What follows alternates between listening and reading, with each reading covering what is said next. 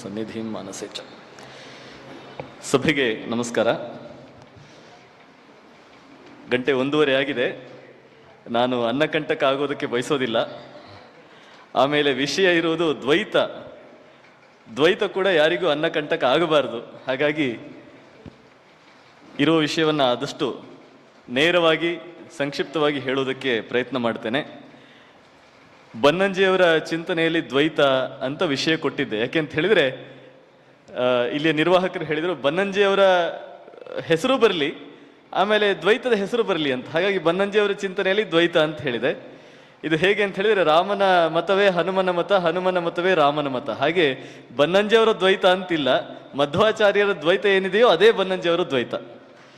ಹಾಗಾಗಿ ಮೂಲತಃ ದ್ವೈತದ ಒಂದು ಸಣ್ಣ ಪರಿಚಯ ಅನ್ನೋದಕ್ಕಿಂತಲೂ ನಾನು ಏನು ಅಂದುಕೊಂಡಿದ್ದೇನೆ, ಅರ್ಥ ಮಾಡಿಕೊಂಡಿದ್ದೇನೆ, ಅದರ ಒಂದು ಸಣ್ಣ ಪ್ರಾತ್ಯಕ್ಷಿಕೆ ಅನ್ನೋ ರೀತಿಯಲ್ಲಿ ನಿಮ್ಮ ಮುಂದೆ ಪ್ರಸ್ತುತಪಡಿಸ್ತಾ ಇದ್ದೇನೆ. ಯಾಕಂದರೆ ಇದು ವಿದ್ವಜ್ಜನರ ಸಭೆ, ಜನಸಾಮಾನ್ಯರ ಸಭೆ ಅಲ್ಲ, ವಿದ್ವಜ್ಜನರ ಸಭೆ. ಮತ್ತು ವಿದ್ವಜ್ಜನರು ಅಂತ ಹೇಳಿದಾಗ ನಾನು ಕೇವಲ ಶಾಸ್ತ್ರವನ್ನು ಓದಿಕೊಂಡವರನ್ನು ಮಾತ್ರ ಇಲ್ಲಿ ಪರಿಗಣಿಸ್ತಾ ಇಲ್ಲ, ಆಚಾರ ವಿಚಾರ ಎರಡರಲ್ಲೂ ಅನುಷ್ಠಾನ ಇರುವವರನ್ನೂ ಪರಿಗಣಿಸ್ತಾ ಇದ್ದೇನೆ. ಯಾಕಂದರೆ ಮನೆಗಳಲ್ಲಿ ದ್ವೈತದ ಮನೆಗಳಲ್ಲಂತೂ ನಮಗೆ ಇನ್ನೂ ಸ್ಪಷ್ಟವಾಗಿ ಕಾಣುತ್ತದೆ ಮಾತೆಯರು ಎಷ್ಟು ಆಚಾರ ವಿಚಾರಗಳನ್ನು ಅನುಷ್ಠಾನ ಮಾಡ್ತಾರೆ. ಅವರು ಮಧ್ವಾಚಾರ್ಯರು ಬರೆದ ಶಾಸ್ತ್ರ ಗ್ರಂಥಗಳನ್ನು ಓದಿಲ್ಲದೇ ಇರಬಹುದು, ಆದರೆ ಅವರ ಅನುಷ್ಠಾನದಲ್ಲಿ ಮಧ್ವಾಚಾರ್ಯರು ಬದುಕಿದ್ದಾರೆ, ಜೀವಂತವಿದ್ದಾರೆ. ಹಾಗಾಗಿ ಅವರೆಲ್ಲರನ್ನೂ ನಾನು ವಿದ್ವಜ್ಜನರು ಅಂತ ಪರಿಗಣಿಸಿ ಈ ಮಾತುಗಳನ್ನು ಆಡ್ತಾ ಇದ್ದೇನೆ. ಒಂದಷ್ಟು ದಿನಗಳ ಹಿಂದೆ, ಒಂದು 4-5 ತಿಂಗಳ ಹಿಂದೆ ಅಂತ ಕಾಣುತ್ತದೆ, ಒಂದು ಕಾರ್ಯಕ್ರಮದಲ್ಲಿ ಭಾಗವಹಿಸ್ತಾ ಇದ್ದಾಗ ಒಬ್ಬರು ವಿದ್ವಾಂಸರು ಅಂದರೆ ಶಾಸ್ತ್ರೀಯ ವಿದ್ವಾಂಸರಲ್ಲ, ನಮ್ಮ ಹಾಗೆ ಲೌಕಿಕ ಶಾಸ್ತ್ರಗಳ ವಿದ್ವಾಂಸರು ಭಾರತ ಮತ್ತು ಅದರ ಒಳಗಿನ ರಾಜ್ಯಗಳ ಬಗ್ಗೆ ಮಾತಾಡ್ತಾ ಇದ್ದಾಗ ಒಂದು ಮಾತನ್ನು ಹೇಳಿದರು. ಏನು ಅಂತ ಹೇಳಿದರೆ, ನಮ್ಮಲ್ಲಿ ಕರ್ನಾಟಕ ಮತ್ತು ಭಾರತ, ತಮಿಳುನಾಡು ಮತ್ತು ಭಾರತ, ಅಥವಾ ಯಾವುದೇ ಒಂದು ರಾಜ್ಯ ಮತ್ತು ಭಾರತ ಇದರ ನಡುವಿನ ಸಂಬಂಧ ಅದು ಅವಿನಾಭಾವವಾದ ಸಂಬಂಧ. ಕರ್ನಾಟಕವೂ ಭಾರತದ ಒಳಗೆ ಇದೆ, ಹಾಗೆಯೇ ಭಾರತದ ಒಳಗೆ ಕರ್ನಾಟಕ ಇದೆ. ಎರಡೂ ಕೂಡ ಒಂದಕ್ಕೊಂದು ಪೂರಕ, ಯಾವುದು ಮಾರಕ ಅಲ್ಲ. ಈ ರಾಜ್ಯ ಮತ್ತು ದೇಶಗಳ ಸಂಬಂಧ ಅಂತ ಹೇಳುವಂಥದ್ದು ಇದು ಅದ್ವೈತ ಸಂಬಂಧ, ಇದು ಭಿನ್ನ ಭಿನ್ನ ಅಂತ ಹೇಳುವ ದ್ವೈತ ಸಂಬಂಧ ಅಲ್ಲ ಅನ್ನೋ ಮಾತನ್ನು ಹೇಳಿದರು. ನಾನು ವೇದಿಕೆಯಲ್ಲೇ ಇದ್ದೆ. ಹಾಗಾಗಿ ನಾವು ತಕ್ಷಣ ಎದ್ದು ಇಲ್ಲ ನೀವು ಹೇಳಿದ್ದು ಅದಕ್ಕೆ ಆಕ್ಷೇಪ ಇದೆ ಅಂತ ನಾವು ಹೇಳುವುದು ಸಭಾ ಮರ್ಯಾದೆ ಅಲ್ಲ. ಆದರೆ ಎಲ್ಲರೂ ಚಪ್ಪಾಳೆ ತಟ್ಟಿದವರಿಗಾಗ್ಲಿ, ವೇದಿಕೆಯಿಂದ ಮಾತಾಡಿದವರಿಗಾಗ್ಲಿ ದ್ವೈತವನ್ನ ಹೀಗಳಿಬೇಕು ಅನ್ನುವ ಭಾವನೆ ಏನೂ ಇರಲಿಲ್ಲ. ಅವರೇನಂದ್ಕೊಂಡ್ರು, ರಾಜ್ಯ ಮತ್ತು ದೇಶಗಳ ಸಂಬಂಧವನ್ನು ಹೇಳಬೇಕಾದ್ರೆ ಈ ಒಂದು ಎನಾಲಜಿಯನ್ನ, ಈ ಒಂದು ಹೋಲಿಕೆಯನ್ನು ಬಳಸಿಕೊಂಡು ಹೇಳಿದ್ರೆ ಬಹುಶಃ ಜನರಿಗೆ ಹೆಚ್ಚು ಅರ್ಥ ಆಗುತ್ತೇನೋ ಅಂತ ಅವರ ಭಾವನೆ ಇದ್ದಿರಬೇಕು. ಅವರಿಗೆ ಅದ್ವೈತಗಳ ಬಗ್ಗೆ ಆಗಲಿ ಅಥವಾ ಯಾವುದೋ ಒಂದು ತತ್ವವನ್ನು ಮೇಲೆತ್ತಿ ಇನ್ನೊಂದನ್ನ ಹೀಗಳಿಬೇಕಾಗ್ಲಿ ಆ ಥರದ ಯಾವ ಭಾವನೆ ಕೂಡ ಇದ್ದ ಹಾಗೆ ಕಾಣಲಿಲ್ಲ. ಮತ್ತು ವೇದಿಕೆ ಮುಂಭಾಗದಲ್ಲಿದ್ದ ಅನೇಕ ಮಂದಿ ಅವರೆಲ್ಲರೂ ಕೂಡ ಅದ್ವೈತಿಗಳು ಎಲ್ಲರೂ ಇದ್ರು. ಯಾರಿಗೂ ಈ ವಿಚಾರದಲ್ಲಿ ಒಂದನ್ನ ಮೇಲೆತ್ತಿ ಇನ್ನೊಂದನ್ನು ಕೆಳಗೆ ಹಾಕಬೇಕು ಅನ್ನೋ ಉದ್ದೇಶವೂ ಇರಲಿಲ್ಲ. ಎಲ್ರಿಗೂ ಆ ಮಾತು ಇಷ್ಟ ಆಯಿತು, ಚಪ್ಪಾಳೆ ತಟ್ಟಿದ್ರು ಅಷ್ಟೇನೆ. ಆದರೆ ನನಗನಿಸಿತು, ಇವರು ಹೇಳ್ತಾ ಇರುವ ಈ ಮಾತಿನಲ್ಲಿ, ರಾಜ್ಯ ದೇಶಗಳ ನಡುವಿನ ಸಂಬಂಧ ಅಂತ ಹೇಳುವ ಮಾತಿನಲ್ಲಿ ಅದ್ವೈತಕ್ಕಿಂತ ದ್ವೈತವೇ ಹೆಚ್ಚು ಸ್ಫುಟವಾಗಿ ಕಾಣಿಸ್ತಾ ಇದೆ ಅನ್ನೋ ಒಂದು ಅಂಶ ನನಗೆ ಆಗ ಮನಸ್ಸಿಗೆ ಅನಿಸಿತು. ಆದರೆ ಇವತ್ತು ನಾವು ಈ ಅದ್ವೈತ ಅಥವಾ ಏನು ಎಲ್ಲವೂ ಒಂದೇ, ಬ್ರಹ್ಮಸತ್ಯ ಜಗನ್ಮಿಥ್ಯ ಅಂತ ಹೇಳುವಂಥ ಈ ಒಂದು ಮಾತನ್ನ ಎಲ್ಲ ವಿಚಾರಗಳಿಗೂ ಅನ್ವಯ ಮಾಡಿ ಹೇಳುವುದನ್ನು ನಾವು ನೋಡ್ತೇವೆ. ಯಾವುದೇ ಒಂದು ಭಾಷಣ, ರಾಜಕೀಯ ಭಾಷಣ ಇರಲಿ, ಅಲ್ಲಿ ಎಲ್ಲರೂ ಒಂದೇ, ಎಲ್ಲರೂ ಸಮಾನರು, ಇದು ಅದ್ವೈತ ಅನ್ನೋ ರೀತಿಯಲ್ಲಿ ಮಾತಾಡ್ತಾರೆ. ಮಾತಾಡುವವರಿಗೆ ಅದ್ವೈತ ಗೊತ್ತಿದೆ ಅಂತಲ್ಲ, ಅಥವಾ ಅದ್ವೈತ ಅದನ್ನು ಹೇಳ್ತಾ ಇದೆ ಅಂತನೂ ಅಲ್ಲ. ಇದು ಒಂದು ರೀತಿಯಲ್ಲಿ ಅದ್ವೈತವಾದಿಗಳಿಗೂ ಕೂಡ ಒಂದು ರೀತಿಯ ಅಪಚಾರವೇ. ಅದ್ವೈತದ ಬಗ್ಗೆ ಗೊತ್ತಿಲ್ಲದೆ ಅದ್ವೈತವನ್ನು ಹೊಗಳುವುದು ಕೂಡ ಶಂಕರಾಚಾರ್ಯರಿಗೆ ಮಾಡುವ ಅಥವಾ ಅವರ ನಂತರದ ಪರಂಪರೆಯವರಿಗೆ ಮಾಡುವ ಅಪಚಾರವೇ. ಹಾಗಾದ್ರೆ ಏನು ಅದ್ವೈತ ಅಂದ್ರೆ ಏನು ಅನ್ನುವ ಒಂದು ಜಿಜ್ಞಾಸೆ ನಮ್ಮಲ್ಲಿ ಹುಟ್ಟುತ್ತದೆ. ಮುಖ್ಯವಾಗಿ ನಮ್ಮಲ್ಲಿ ಕರ್ನಾಟಕದವರಂತೂ ಬಹಳ ಪುಣ್ಯವಂತರು. ಯಾಕೆಂತ ಹೇಳಿದರೆ, ನಮ್ಮ ದೇಶದಲ್ಲಿ ಆಗಿ ಹೋಗಿರುವಂಥ ದೊಡ್ಡ ತತ್ವಜ್ಞಾನಗಳು, ಮುಖ್ಯವಾಗಿ 4 ತತ್ವಜ್ಞಾನಗಳು ಅಂತ ನಾವು ಪರಿಗಣನೆ ಮಾಡಿದರೆ, ಅದರಲ್ಲಿ 2 ತತ್ವಜ್ಞಾನಗಳಿಗೆ ಅದರ ಜನ್ಮಸ್ಥಾನವೇ ಕರ್ನಾಟಕ, ಅದು ಹುಟ್ಟಿದ್ದೇ ಕರ್ನಾಟಕದಲ್ಲಿ. ಮತ್ತು ಇನ್ನು 2 ತತ್ವಜ್ಞಾನಿಗಳಿಗೆ ಕರ್ಮಭೂಮಿಯಾದದ್ದು ಕರ್ನಾಟಕ. 2 ತತ್ವಜ್ಞಾನಿಗಳಿಗೆ ನೆಲೆ ಅಂದ್ರೆ ತವರು ಮನೆ, ಇನ್ನೆರಡಕ್ಕೆ ಕರ್ಮಭೂಮಿ. ಹೇಗೆ ಅಂತ ಹೇಳಿದ್ರೆ ಅದ್ವೈತ ಮತ್ತು ವಿಶಿಷ್ಟಾದ್ವೈತ ಇದೆರಡೂ ಕೂಡ ಬೇರೆ ರಾಜ್ಯಗಳಲ್ಲಿ ಹುಟ್ಟಿದ್ರು, ಅಂದ್ರೆ ಬೇರೆ ಅದರ ಆಚಾರ್ಯರು ಬೇರೆ ರಾಜ್ಯಗಳಲ್ಲಿ ಹುಟ್ಟಿದ್ರು ಕೂಡ ಅವರು ಕರ್ನಾಟಕವನ್ನ ಕರ್ಮಭೂಮಿಯಾಗಿ ಮಾಡಿಕೊಂಡ್ರು. ಒಂದು ಶೃಂಗೇರಿ, ಇನ್ನೊಂದು ಮೇಲುಕೋಟೆ, ನಮಗೆ ಗೊತ್ತಿದೆ.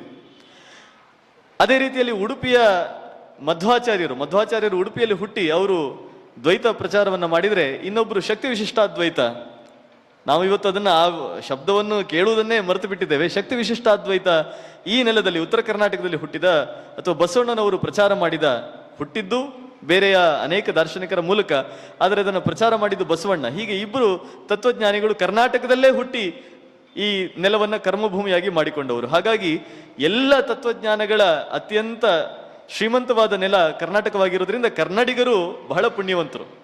ಈ ತತ್ವಜ್ಞಾನಗಳ ನೆಲೆ ಕರ್ನಾಟಕ ಅಂತ ನಾವು ಪುಣ್ಯವಂತರು ಅಂತ ಭಾವಿಸ್ಕೊಂಡ್ರೆ ಏನೂ ಪ್ರಯೋಜನ ಇಲ್ಲ. ಯಾಕಂದ್ರೆ ಮಧ್ವಾಚಾರ್ಯರೇ ನಮ್ಮ ಬನ್ನಂಜಿಯವರೇ ಹೇಳಿದ್ದಾರೆ, ಇರವು ಸಂಪತ್ತಲ್ಲ, ಇರವಿನ ಅರಿವು ಸಂಪತ್ತು ಅಂತ ಹೇಳಿದ್ದಾರೆ. ಎಲ್ಲ ನಮ್ಮಲ್ಲಿದೆ, ಶೃಂಗೇರಿ ಮಠ ಇದೆ, ಉಡುಪಿ ಮಠ ಇದೆ, ಇನ್ನೊಂದು ಮಠ ಇದೆ ಅಂತ ನಾವು ಎಲ್ಲ ಇದೆ ಅಡಿಗರೇ ಹೇಳಿದ್ದಾರೆ. ಏನು ಇದೆ ಇತ್ತು ಅನ್ನೋದರ ಬಾವುಟವನ್ನು ಹಿಡಿದೆತ್ತಿ ಹಾರಾಡಿಸಿದ್ದು ಸಾಕು, ಇನ್ನು ಮುಂದಾದರೂ ಏನು ಆಗಬೇಕು ಅನ್ನೋದ್ರ ಬಗ್ಗೆ ಯೋಚನೆ ಮಾಡಬೇಕು ಅಂತ. ಹಾಗೆ ಇದೆಲ್ಲವೂ ಇತ್ತು ಅನ್ನೋದರ ಇರವಿನ ಅರಿವು ಅದು ಬಂದ್ರೆ ಮಾತ್ರ ಅದು ನಿಜವಾದ ಸಂಪತ್ತು. ಇತ್ತು ಅಂತ ಹೇಳುವುದರಿಂದ ಏನು ಪ್ರಯೋಜನ ಇಲ್ಲ ಅಂತ. ನಮ್ಮಲ್ಲಿ ನಾವು ಮತಾಚಾರ್ಯರು ಅಂತ ಹೇಳುವಾಗ ಮತ್ತೆ ಒಂದಷ್ಟು ಗೊಂದಲಗಳು ಬರ್ತವೆ. ಯಾಕಂತ ಹೇಳಿದ್ರೆ ಇವತ್ತಿನ ನಮ್ಮ ಲೌಕಿಕ ಶಾಲೆಗಳಲ್ಲಿ ನಾವು ರಿಲಿಜನ್ ಅನ್ನುವ ಶಬ್ದವನ್ನು ಓದ್ತೇವೆ. ರಿಲಿಜನ್ ಅನ್ನು ಮತ ಅಂತ ಮಾಡಿದ್ದಾರೆ, ಕೆಲವರು ಧರ್ಮ ಅಂತ ಮಾಡಿದ್ದಾರೆ. ನಾವು ಪರಿಷ್ಕರಣೆ ಮಾಡಿದಾಗ ಅದನ್ನ ರಿಲಿಜನ್ ಅಂತ ಮಾಡಿದ್ದೆವು. ಆಮೇಲೆ ಬಂದವರು ಇವರಿಗೆ ಕನ್ನಡ ಶಬ್ದ ಸಿಗ್ಲಿಲ್ಲ, ಬಹುಶಃ ಕನ್ನಡವೇ ಗೊತ್ತಿಲ್ವೇನೋ ಅಂತ ನಮ್ಮ ಬಗ್ಗೆ ಅಂದುಕೊಂಡು ರಿಲಿಜನ್ ಅನ್ನ ಮತ್ತೆ ಧರ್ಮ ಅಂತ ಮಾಡಿದ್ರು. ಬಹಳ ದೊಡ್ಡ ತಪ್ಪದು. ಯಾಕಂದ್ರೆ ರಿಲಿಜನ್ ಅನ್ನೋದಕ್ಕೆ ಮತ ಅನ್ನೋದಾಗ್ಲಿ ಧರ್ಮ ಅನ್ನೋದಾಗ್ಲಿ ಸಂವಾದಿ ಶಬ್ದ ಅಲ್ಲ. ರಿಲಿಜನ್ ಅನ್ನೋದು ರಿಲಿಜನ್. ನಮ್ಮಲ್ಲಿ ಎಷ್ಟೋ ಮಂದಿ ಕ್ರೈಸ್ತ ಮತ ಅಂತ ಹೇಳ್ತೇವೆ, ಇಸ್ಲಾಂ ಮತ ಅಂತ ಹೇಳ್ತೇವೆ, ಅದು ತಪ್ಪು ಪ್ರಯೋಗ. ಯಾಕಂದ್ರೆ ಮತ್ತೆ ಬನ್ನಂಜಿಯವರ ನೆನಪಾಗ್ತದೆ, ಒಂದೇ ಒಂದು ಶಬ್ದವನ್ನು ಕೂಡ ತಪ್ಪಾಗಿ ಪ್ರಯೋಗಿಸಬಾರದು ಅನ್ನೋದು ಅವರ ಅನುಷ್ಠಾನ.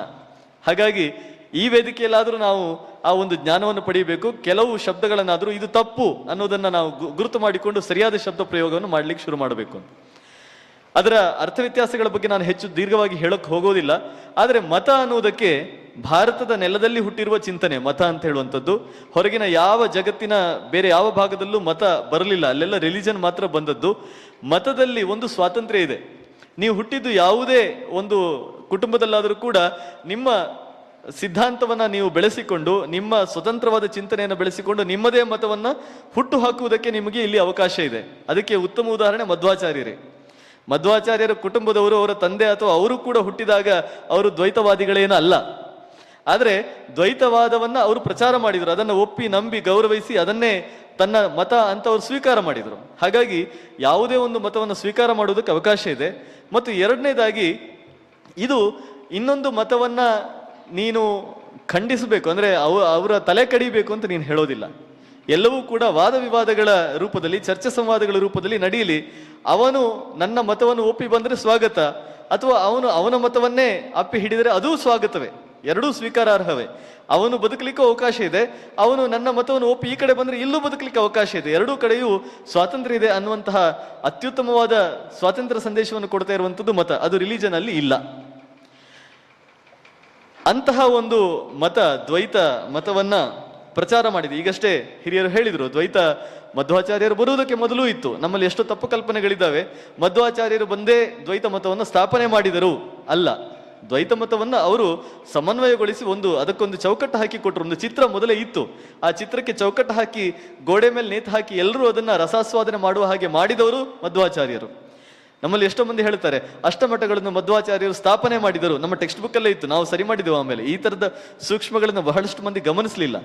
ಅಷ್ಟಮಠಗಳನ್ನ ಸ್ಥಾಪನೆ ಮಾಡಲಿಲ್ಲ, ಆನಂತರ ಸ್ಥಾಪನೆ ಆದದ್ದು. ಅವರು ಯತಿಗಳನ್ನ ನೇಮಕ ಮಾಡಿದ್ರು ಅಷ್ಟೇ. ಅವ್ರನ್ನ ಶಿಷ್ಯರಾಗಿ ಸ್ವೀಕಾರ ಮಾಡಿ ಅವರಿಗೆ ಅಷ್ಟು ಪಟ್ಟದ ದೇವರುಗಳನ್ನು ಕೊಟ್ಟರು. ಆನಂತರ ಮಠಗಳು ಸ್ಥಾಪನೆ ಆಗಿ ಅವರು ಕೃಷ್ಣನ ಪೂಜೆಯನ್ನು ಮಾಡುವ ಹಾಗೆ ಆಯಿತು. ಹೀಗೆ ಈ ಮತದ ಒಂದು ವಿಚಾರವನ್ನು ಹೇಳುವಾಗ ನಾವು ಮುಖ್ಯವಾಗಿ ಪ್ರಮಾಣಗಳ ಬಗ್ಗೆ ಮಾತಾಡಬೇಕು. ಪ್ರಮಾಣ ಅಂತ ಹೇಳಿದ್ರೆ ಯಥಾರ್ಥ ಜ್ಞಾನ ಅಂತ ಹೇಳಿ ಅರ್ಥ. ಪ್ರಮಾಣ ನಾವಿವತ್ತು ಅನುಪ್ರಮಾಣಗಳಿಗೆ ಪ್ರಮಾಣ ಅಂತ ಹೇಳುವ ಒಂದು ಒಂದು ಪದ್ಧತಿ ಬಂದಿದೆ. ಅನುಪ್ರಮಾಣ ಅಂತ ಹೇಳಿದ್ರೆ ನಮ್ಮಲ್ಲಿ ಇವತ್ತು ನಾವು ವೈಜ್ಞಾನಿಕ ಮನೋಧರ್ಮದಲ್ಲಿ ಸೈಂಟಿಫಿಕ್ ಮೆಥಡ್ಸ್ ಅಂತ ಹೇಳ್ತೇವೆ. ಏನು ಎಕ್ಸ್ಪೆರಿಮೆಂಟ್ ಮಾಡೋದು ಸೈಂಟಿಫಿಕ್ ಮೆಥಡು, ಟ್ರಿವಿಯಲ್ ಅದು ನಿಜವಾಗಿ ಹೌದೋ ಇಲ್ವೋ ಅನ್ನೋದನ್ನು ನೋಡೋದೇ ಒಂದು ಸೈಂಟಿಫಿಕ್ ಮೆಥಡು. ಆಮೇಲೆ ಇನ್ಫರೆನ್ಸ್ ಅಥವಾ ಹೈಪೋಥೆಸಿಸ್, ಬೇರೆ ಬೇರೆ ಪ್ರಶ್ನೆಗಳ ಮೂಲಕ ಒಂದು ವಿಚಾರವನ್ನು ತಿಳಿದುಕೊಳ್ಳುವಂಥದ್ದು ಸೈಂಟಿಫಿಕ್ ಮೆಥಡ್. ಇದೆಲ್ಲ ಪಾಶ್ಚಾತ್ಯರಿಂದ ಬಂತು ಅಂತ ನಮ್ಮ ತಲೆಯಲ್ಲಿ ತುಂಬಿದ್ದಾರೆ ಯಾರೋ ಒಬ್ರು ಶಾಲೆಯ ವ್ಯವಸ್ಥೆಯಲ್ಲಿ ಇದ್ದವರು. ಆದರೆ ಇದೆಲ್ಲವೂ ಕೂಡ ಭಾರತದಲ್ಲೇ ಇತ್ತು. ಇದಕ್ಕೆ ನಾವು ಅನುಪ್ರಮಾಣ ಅಂತ ಹೇಳ್ತೇವೆ. ಯಾವ ಯಥಾರ್ಥ ಜ್ಞಾನವನ್ನು ಪಡೆಯುವುದಕ್ಕೆ ಬೇಕಾದ ಸಲಕರಣೆ ಇದೆಯೋ ಅದನ್ನು ಅನುಪ್ರಮಾಣ ಅಂತ ಹೇಳ್ತೇವೆ. ಅದರಲ್ಲಿ ಮುಖ್ಯವಾಗಿ ನಾವು 3 ಅಂತ ತಗೊಳ್ತೇವೆ: ಪ್ರತ್ಯಕ್ಷ, ಅನುಮಾನ, ಶಬ್ದ. ಪ್ರತ್ಯಕ್ಷ ಅಂತ ಹೇಳಿದರೆ ನೇರವಾಗಿ ಕಣ್ಣಿಗೆ ಕಾಣುವಂಥದ್ದು. ನಾವು ಇಂಗ್ಲಿಷ್ನಲ್ಲಿ ಟ್ರಿವಿಯಲ್ ಅಂತ ಹೇಳ್ತೇವೆ. ಸೂರ್ಯ ಪೂರ್ವದಲ್ಲಿ ಮೂಡುತ್ತಾನೆ, ಇದಕ್ಕೆ ನೀವು ವೈಜ್ಞಾನಿಕ ಪ್ರಯೋಗ ಮಾಡಬೇಕಾದ ಅವಶ್ಯಕತೆ ಇಲ್ಲ.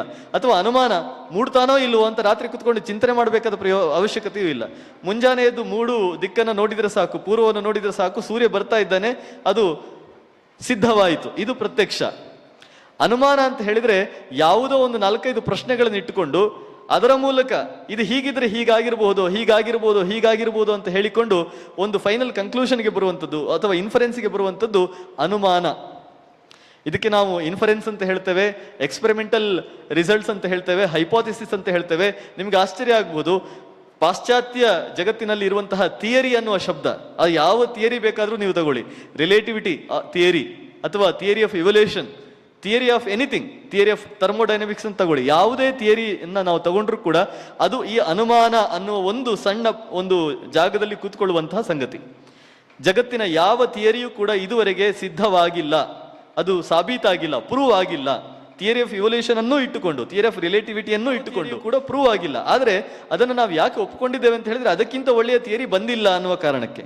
ಹಾಗಾಗಿ ಸಿದ್ಧಾಂತ ಮಾಡುವ ಈ ಒಂದು ಕೆಲಸ ಅನುಮಾನ, ಇದು ಭಾರತೀಯರು ತುಂಬ ಹಿಂದೆಯೇ ಅದನ್ನ ಪ್ರಯೋಗ ಮಾಡಿ ನೋಡಿದ್ದಾರೆ. ಮತ್ತು ಅನುಮಾನದಲ್ಲಿ ಈ ದ್ವೈತ ಸಿದ್ಧಾಂತದ ಒಳಗೆ ಬಂದಾಗ ಮತ್ತಷ್ಟು ಬೇಕಾದಷ್ಟು ಅದರಲ್ಲಿ ಶೇಡ್ಸ್ ಅಂದರೆ ಬೇರೆ ಬೇರೆ ನಮಗೆ ಸಿಗ್ತವೆ. ಉದಾಹರಣೆಗೆ ಅರ್ಥಾಪತ್ತಿ ಅಂತ ಹೇಳಿ ಸಿಗ್ತದೆ, ಅನುಪಲಬ್ಧಿ, ಆಮೇಲೆ ಪರಿಶೇಷ ಇತ್ಯಾದಿ ಅನೇಕ ವಿಚಾರಗಳು ನಮಗೆ ಅನುಮಾನದ ಒಳಗಡೆನೆ ಅನೇಕ ಡಿವೈಡ್ಗಳನ್ನು, ವಿಭಾಗಗಳನ್ನು ಮಾಡಿಕೊಂಡು ನಾವು ಅದರಲ್ಲಿ ಕೆಲಸ ಮಾಡಿದ್ದೇವೆ. ಇನ್ನು 3ನೇದಾಗಿ ಶಬ್ದ ಪ್ರಮಾಣ. ನಾವಿವತ್ತು ಶಾಲೆಗಳಿಗೆ ಹೋಗಬೇಕಾದ್ರೆ ಅಲ್ಲಿ ಏನನ್ನು ಓದ್ತೇವೆ? ಟೆಕ್ಸ್ಟ್ ಬುಕ್ ಅನ್ನು ಓದ್ತೇವೆ. ಟೆಕ್ಸ್ಟ್ ಬುಕ್ ಅಲ್ಲಿ ಇದ್ದದ್ದನ್ನೇ ಬರೀಬೇಕು ಅಂತಾರೆ ನಮ್ಮಲ್ಲಿ. ಅದೇ ಶಬ್ದ ಪ್ರಮಾಣ, ಅದು ಮತ್ತೇನಲ್ಲ. ಯಾವುದೇ ಒಂದು ಸಮಸ್ಯೆ ಇದ್ರೂ ಕೂಡ ಶ್ರುತಿ ಏನು ಹೇಳ್ತಾ ಇದೆ, ವೇದ ಏನು ಹೇಳ್ತಾ ಇದೆ, ಶಾಸ್ತ್ರಗಳೇನು ಹೇಳ್ತಾ ಇದ್ದಾವೆ, ಅಥವಾ ದೊಡ್ಡವರು, ಹಿರಿಯರು, ಪಂಡಿತರು, ವಿದ್ವಜ್ಜನರು, ಈಗಾಗಲೇ ಬಂದು ಹೋದವರು ಎಲ್ಲ ಅಭ್ಯಾಸವನ್ನು ಮಾಡಿ ರಿಸರ್ಚ್ ಮಾಡಿ ಫೈನಲಿ ಬರೆದದ್ದು ಏನು ಹೇಳ್ತಾ ಇದೆ ಅದೇ ಶಬ್ದ. ಅದು ನಮಗೆ ಬಹಳ ಒಳ್ಳೆಯ ಅನುಕೂಲವನ್ನು ಮಾಡಿಕೊಡ್ತದೆ. ಯಾಕಂದ್ರೆ ನಾವು ಮತ್ತೆ ಚಕ್ರವನ್ನ ಮತ್ತೆ ನಾವು ಶೋಧನೆ ಮಾಡಬೇಕಾದ ಅವಶ್ಯಕತೆ ಇಲ್ಲ. ಯಾರೋ ಮಾಡಿದ್ದಾನೆ, ಅದನ್ನು ಬಳಸಿಕೊಂಡು ನಾನು ಮುಂದಕ್ಕೆ ಹೋಗಬೇಕು. ಇದು ಶಬ್ದದ ಅನುಕೂಲ. ಈ 3 ಬಹಳ ಮುಖ್ಯವಾದ ಅನುಪ್ರಮಾಣಗಳು. ಈ ಶಬ್ದದ ಪ್ರಮಾಣದ ವಿಷಯದಲ್ಲಿ ಇದರ ಒಳಗೆ ನಾವು ಹೋದಾಗ ನಮಗೆ ದ್ವೈತದ ಬಾಗಿಲು ಕಾಣಿಸ್ತದೆ, ಅಥವಾ ಸಿದ್ಧಾಂತಗಳ ಬಾಗಿಲು ಕಾಣಿಸ್ತದೆ. ಏನು ಅಂತ ಹೇಳಿದ್ರೆ, ಈ ಶಬ್ದ ಅಂತ ಹೇಳುವುದು ಇದು ಬಹಳ ಗೊಂದಲಗೊಳಿಸುವಂಥದ್ದು. ಇದನ್ನು ಅಲ್ಲಮ ಬಹಳ ಅದನ್ನು ಹಿಡಿದು ಹಿಂಜಿ ಅದರ ಎಲ್ಲ ವಿಸ್ತಾರಗಳನ್ನ, ಸ್ವರೂಪಗಳನ್ನ ಅವನು ನಮ್ಮ ಮುಂದೆ ಇಡ್ತಾನೆ. ಶಬ್ದ ಅಂತ ಹೇಳುವಂಥದ್ದು ಬಹಳ ಗೊಂದಲಗೊಳಿಸುತ್ತದೆ. ಶಬ್ದಕ್ಕೆ ನಾವು ಏನು ಅರ್ಥವನ್ನು ಹಾಕ್ತೇವೋ ಅದು ಅರ್ಥ, ಇಲ್ದಿದ್ರೆ ಶಬ್ದಕ್ಕೆ ಅರ್ಥ ಇಲ್ಲ. ಶಬ್ದಕ್ಕೆ ನಾವು ಹಾಕುವ ಅರ್ಥವೇ ಅರ್ಥ. ಈಗ ಉದಾಹರಣೆಗೆ ನಾವು ಬೀಜ ಅಂತ ಹೇಳಿದೆವು ಅಂತ ಇಟ್ಕೊಳ್ಳಿ, ಅದು ಬಯಾಲಜಿಗೆ ಬಂದಾಗ ಬೀಜ, ಸೀಡ್ ಅಂತ ಆಯ್ತು. ನೀವು ಗಣಿತಕ್ಕೆ ಬಂದಾಗ ಬೀಜ ಅಂದ್ರೆ ಅದು ಇನ್ನೊಂದು ವೇರಿಯೇಬಲ್ ಅಂತ ಆಯ್ತು, ಅಥವಾ ಯಾವುದೊಂದು ರೂಟ್ ಆಫ್ ಎನ್ ಈಕ್ವೇಶನ್ ಅಂತ ಆಯ್ತು. ಅಥವಾ ಮತ್ತೊಂದು ಯಾವುದೋ ಒಂದು ಶಾಸ್ತ್ರಕ್ಕೆ ಹೋದಾಗ ಅದು ಇನ್ನೊಂದು ಅರ್ಥವನ್ನು ಪಡೆಯಬಹುದು. ಒಂದೇ ಶಬ್ದ ಅನೇಕ ಅರ್ಥಗಳನ್ನು ಹೊಳಿಸಬಹುದು. ಹಾಗಾಗಿ ಶಬ್ದ ಇದ್ದ ಮಾತ್ರಕ್ಕೆ ಅರ್ಥ ಆಯಿತು ಅಂತಲ್ಲ, ಶಬ್ದಕ್ಕೆ ಯಾವ ಅರ್ಥವನ್ನು ಹಚ್ಚುತ್ತೇವೋ ಆ ಅರ್ಥವನ್ನು ನಾವು ಅನುಸಂಧಾನ ಮಾಡಿಕೊಳ್ಬೇಕು ಅನ್ನೋದನ್ನ ಎಲ್ಲ ಶಾಸ್ತ್ರಕಾರರು ಹೇಳ್ತಾರೆ. ಹಾಗಾಗಿ ಯಾವ ರೀತಿಯಲ್ಲಿ ಅರ್ಥ ಮಾಡಿಕೊಳ್ಬೇಕು ಅಂತ ಕೇಳಿದಾಗ ಅದಕ್ಕೆ ಮತ್ತೆ 2-3 ರೀತಿಯ ಅರ್ಥಗಳನ್ನು ಹೇಳ್ತಾರೆ. ಒಂದು ಯೋಗ ವೃತ್ತಿ ಅಂತ ಹೇಳ್ತಾರೆ, ಇನ್ನೊಂದು ರೂಢಿ ವೃತ್ತಿ ಅಂತ ಹೇಳ್ತಾರೆ. ಏನು ಯೋಗ ವೃತ್ತಿ ಅಂತ ಹೇಳಿದ್ರೆ ಏನು? ಉದಾಹರಣೆಗೆ ಯಾವುದೋ ಒಂದು ಸಾಮೂಹಿಕ ಅರ್ಥವನ್ನು ಕೊಡುವಂತ ಯಾವುದೋ ಶಬ್ದ ಇದೆ. ಇಲ್ಲೂ ಕೂಡ ನಾವು ಬಹಳಷ್ಟು ತಪ್ಪು ಕಲ್ಪನೆಗಳನ್ನು ಇಟ್ಟುಕೊಂಡಿದ್ದೇವೆ. ಉದಾಹರಣೆಗೆ ಗಂಗಾ ಅನ್ನುವ ಶಬ್ದ.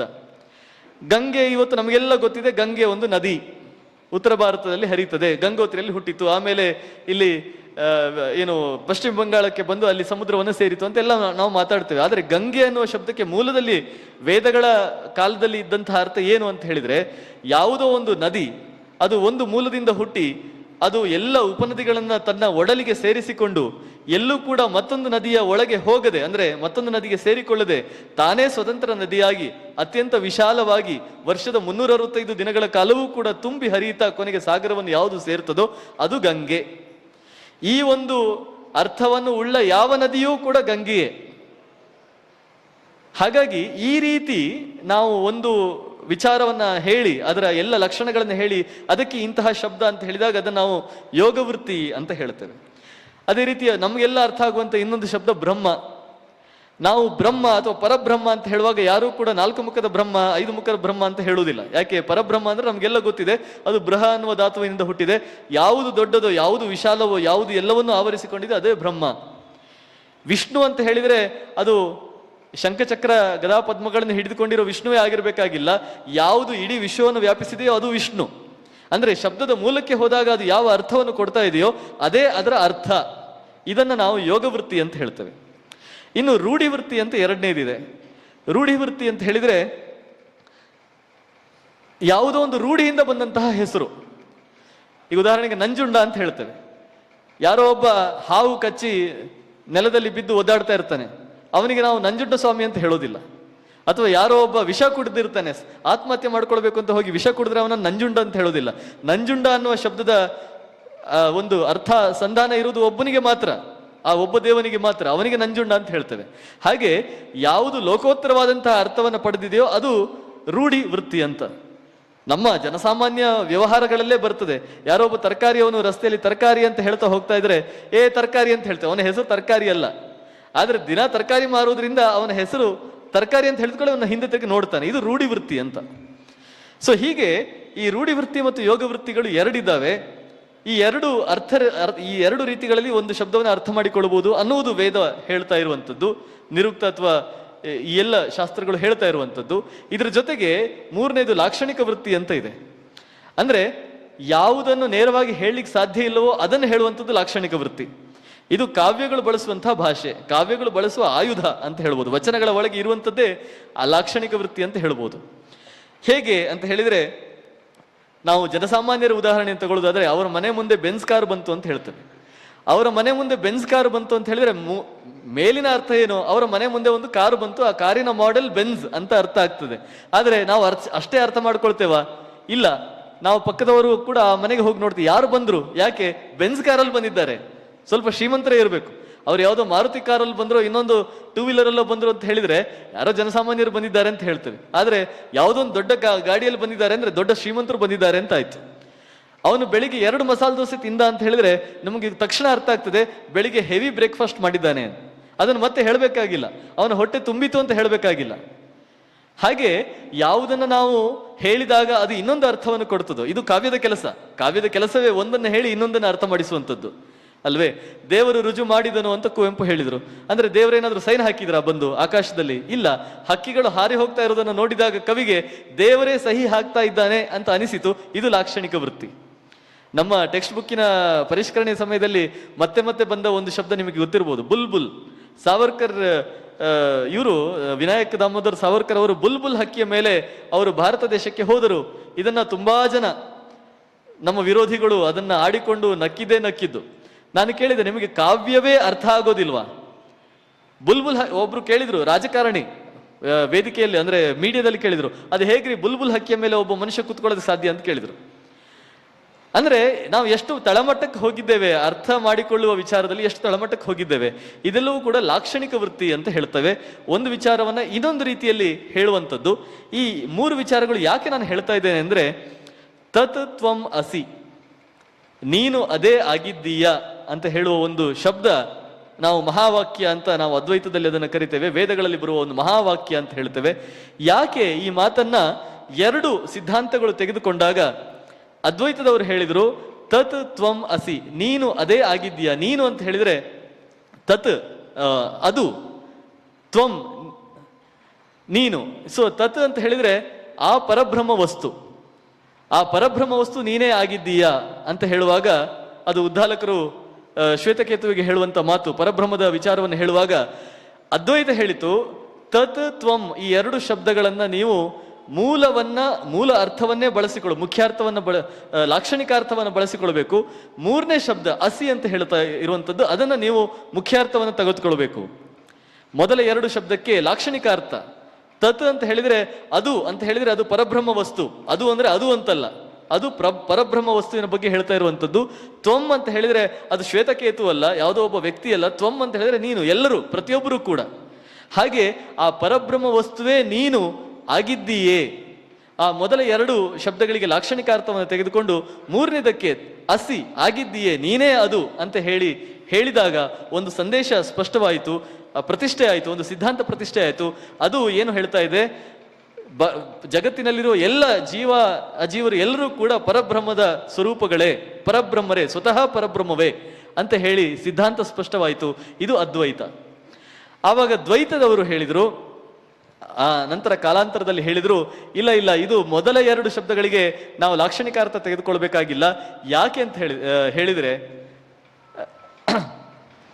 ಅಲ್ಲಿ ಯಾವ ಶಬ್ದಕ್ಕೆ ಮುಖ್ಯಾರ್ಥಕ್ಕೆ ಅಪಚಾರ ಆಗ್ತಾ ಇದೆ ಅಂತಹ ಸಂದರ್ಭದಲ್ಲಿ ಲಾಕ್ಷಣಿಕ ಅರ್ಥ ತೆಗೆದುಕೊಳ್ಳಬಾರದು. ಮುಖ್ಯಾರ್ಥಕ್ಕೆ ಅವಕಾಶ ಇರುವ ಸಂದರ್ಭದಲ್ಲಿ ಲಾಕ್ಷಣಿಕ ಅರ್ಥವನ್ನು ತೆಗೆದುಕೊಳ್ಳಬಾರದು.